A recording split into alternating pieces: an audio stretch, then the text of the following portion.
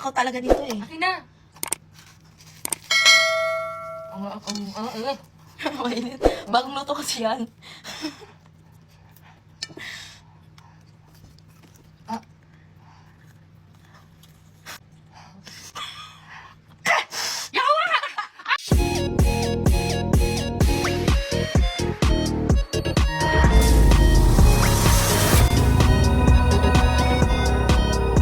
Naisipan akong kalokohan ngayon. Dahil bored din ako, why not? So, ang gagawin kong kalokohan ngayon is ipaprank ko si Ate Sophia. Gagantihan natin si Ate Sophia para kay Ate Sabi. Are you with me, guys? Gagawa ko ng potato ball and meron akong ilalagay sa potato ball na yon. Ano kayang ilalagay ko? Ay!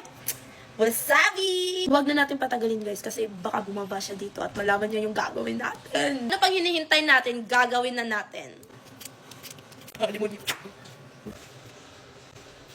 Wala. Cheese. Durugin na natin. So, nagtawag na ako ng kasama kasi hindi ko na kaya mag-smash. Napapagod agad ako eh. This is my pinsan. Kakampi ko siya for today kasi love niya si Ate Sam.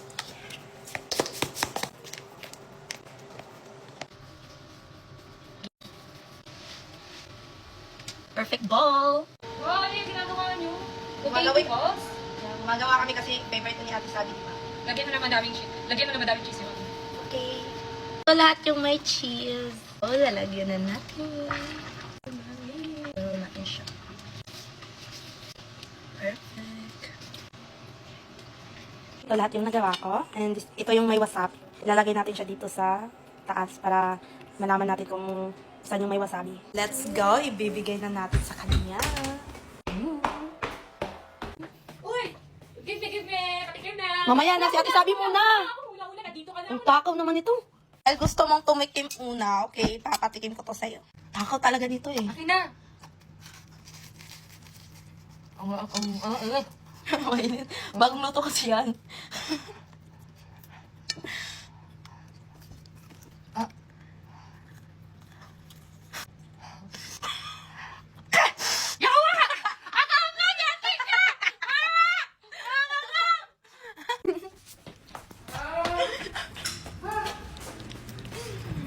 Yan!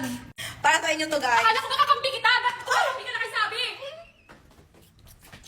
Wow! Favorite mo yan, di ba? Sarap ba? Di ba lang, binibigyan mo ako ngayon? Yes, mabait kasi akong kapatid. So, yun guys. Bye-bye!